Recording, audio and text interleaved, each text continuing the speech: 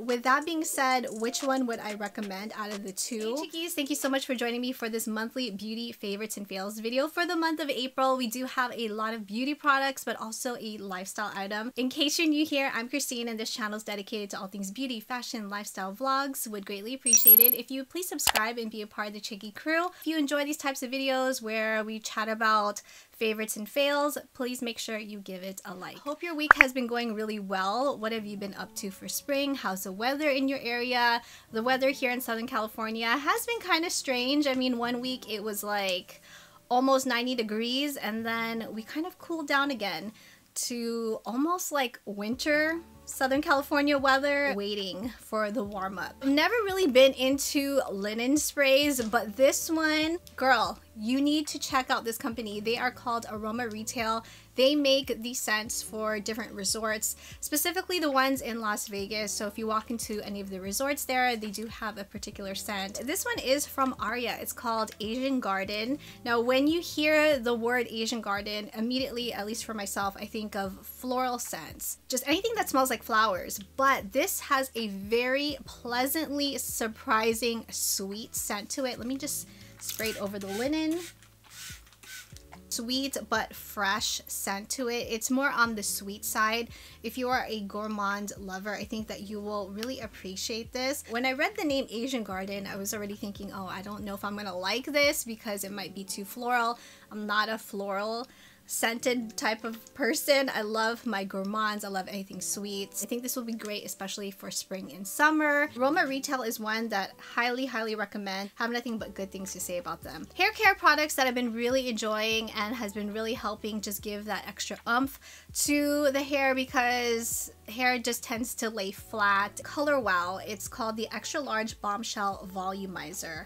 Hairstylist did recommend this to me and he did use it in my hair and I immediately saw like a lot of volume, especially up here. It just gets very flat, 2 to 3 pumps of it. It's not a gel foam that you put in your hair. The great thing about this, it does smell good. Do place this, I got some on my mouth. Do place this product by the roots and then just let it sit there. You don't need to style your hair immediately because it does give the hair a bit of volume. You can go in with a round brush and then blow dry it to give it that extra lift. But I found even just applying this after I've showered, it does give the hair that extra volume, especially by the roots. Find that it doesn't weigh the hair down, it doesn't make it oily or greasy, and it doesn't leave any residue so there are no flakes. A lot of products where it does give you volume, it tends to leave that residue and it can also make your roots a little bit oily. But with this product, haven't had a problem with it. It's a really good one. It's a little bit on the pricier side, but well worth the coin. Lightened the hair a few months ago and just wanted to make sure that it didn't go brassy. I don't use this though every single time because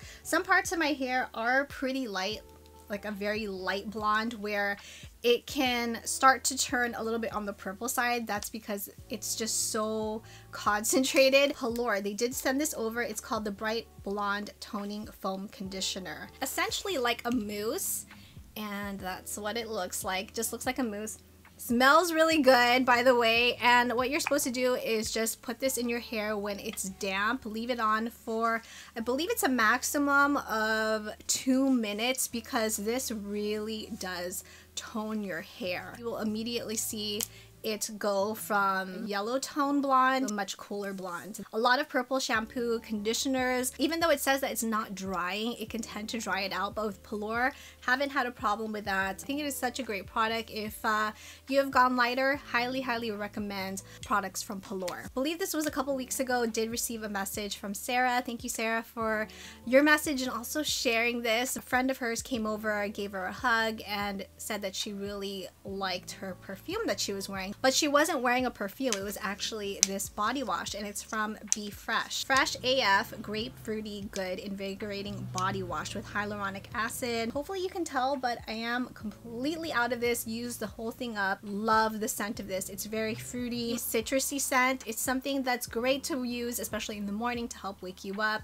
Do think that their products are also very moisturizing on the skin. For somebody to actually notice the scent of this body wash really does tell you a lot. From all of the Be Fresh body washes, this was the one that really grabbed my attention. So if you're looking for a new body wash, especially for the springtime, highly recommend the one from Be Fresh, especially because it is very affordable. Let's chat about some makeup products, and I gotta give it hands down to the Wet n Wild 5-in-1 Essence Primer Liquid Base. It's supposed to smooth, condition, refines pores, balances, and prolongs makeup. You shake it up, put a few drops of this. It's very liquidy, pat it onto your skin. Love to place this on the T-zone, forehead, nose, and on the chin area. Find that it does help prolong the wear of my makeup. With it being pore refining, I don't really know about that aspect. I have been using it all month, but you know, pores are pores. Love wearing this product, especially on no makeup days when I'm just gonna throw on some SPF. Throw on the SPF first and then apply a few drops of this and then gently pat it all over the face. I'm wearing it today on the T-zone area. I think it does look beautiful under makeup. It doesn't pill, which is one of the best things about this. There's nothing worse than having your primer pill underneath foundation or makeup. On top of that, for foundation, did have a question, which I'm gonna put right here. Thank you so much for asking this question because, you know, foundations can get pricey. Wanted to speak about the two different kinds, which I have been interchanging. The KVD Good Apple Full Coverage Serum Foundation, Very Valentino Sunscreen Broad Spectrum SPF 25 Foundation. For the KVD, I'm in the shade M54, and then for Valentino, MA3. I'm currently wearing the Very Valentino, and I think it just looks beautiful on the skin, considering that this does contain SPF. Now, this is a foundation that's lightweight, it's buildable to full coverage. It's pricey, we'll say that. It's good to get this maybe when there's a sale going on. This is a foundation I would even wear through summertime because it doesn't feel oily or greasy on the skin, and it doesn't make me look like an oil slick. Now, the KVD Good Apple Serum Foundation, which I did do a full review on this product, I'll link it also at the end of this video. There are mixed reviews about this product. Some people said that it's very drying, others have said that it makes them feel very oily, and I fall under that category. It works well right now in spring, not necessarily in hot weather. Would steer clear of this product, especially during the summertime. Buildable, full coverage, and you want to go sparingly with it. So if you want that full-on face beat, full coverage, this is a foundation I would recommend. Maybe during the nighttime when I don't need the SPF, because this does not contain SPF, but it also looks skin-like. Both these foundations look beautiful in photos, on video, in person. With that being said, which one would I recommend out of the two? Because we are in spring approaching summer, I would most likely go with the Very Valentino. Thank you so much, Lupe, for the question. Hope you found it helpful between the comparison. Really enjoying these from e.l.f. They're the new, or they're still pretty new, the e.l.f. Halo Glow Beauty Wand. So we have the contour, which is in medium tan, highlight in champagne, and then we have two different blushes, Candlelit, which is more on the peachy side, and then we have Rosé You Slay. These are supposed to be comparable to the ones from Charlotte Tilbury, which I do not own, but I can tell you I would never probably pay the price point for one of those because they're such small tubes. These are very affordable. Now, I really do love the contour because it blends out very easily, which is one of the best things about this product. As for the highlight, I'm wearing Champagne Campaign on the high points of the cheeks, on the tip of the nose, and it just melts in beautifully onto the skin. A tip which I highly recommend: take a damp sponge and then just lightly go over it, just so that you can really fully press it into the skin. I'm wearing Candlelit more like a blush topper, so did go in with ColourPop's Let's Dance peachy shade. Did go in with 2 dabs of this over top, just so that it gives the skin, the cheeks, a bit of a glow, and I do like the way how it looks. It definitely can be worn as a blush topper, but also depends on how much product you place. Sometimes I do place a little bit too much of this product and it's just like bam. But the great thing about all 3 of these products are that they are buildable. Excellent products from e.l.f. Cosmetics. So before we talk about lip products, let's talk about some skincare, which I almost forgot to mention. The under eyes have been looking very tired, a little bit dark. These from I Do Care. It's called the Starlit Kitten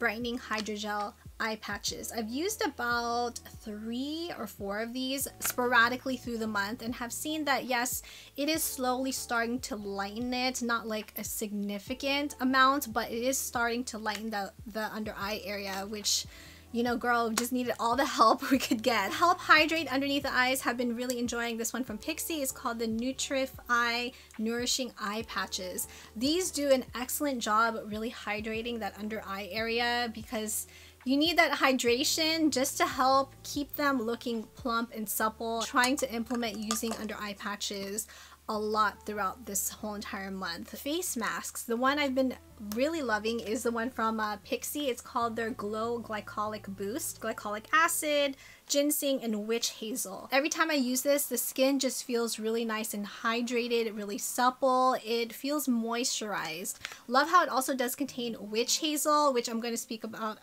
a failed product a little bit later on. Have been developing small little breakouts randomly all over the face because of a product. So this has really helped calm down those little problem areas, and in general I just have been really enjoying it. Also love that it is a brightening sheet mask to help brighten the skin. Comment below if your face gets kind of puffy in the morning, if you wake up from a nap, your face just gets puffy and you just need something to help depuff it. Ice roller. So with this one, place this part, the roller, into the freezer for at least 3 hours. That's the minimum. And then when you need it, you just pop it back on. Found that it really has helped depuff the under eyes, the face in general, and have been really enjoying it. Actually, I leave this in the freezer overnight and then I use it the next day. Did use it right before filming. It's a really great tool. Highly recommend that you invest and look into getting an ice roller. So let's talk about the lip combo that we're wearing today, and have found myself always going back to this lip liner. It's from LA Girl. Spoken about it before in previous monthly obsessions video, but it's the LA Girl Shockwave lip liner in the shade Gingerbread Nudie Brown. It's like the perfect shade, especially if we're of the same complexion. I've been pairing it with this Revlon Color Stay Suede Ink lipstick. This one is in the shade Gut Instinct. It's more of like rosy pink, but the formula is incredible. This is supposed to also act as a lip primer so it doesn't sink into your fine lines, which the lips do have fine lines and sometimes they're looking a little bit rough, but this goes on so smoothly on the lips. Also found myself grabbing for this quite a bit, and it's from Too Faced. It's called their Lip Injection Maximum Plump Extra Strength Instant and Long-Term Lip Plumper. Let's apply a little bit more. Now the thing I like about this is that it makes your lips look nice and plump and juicy.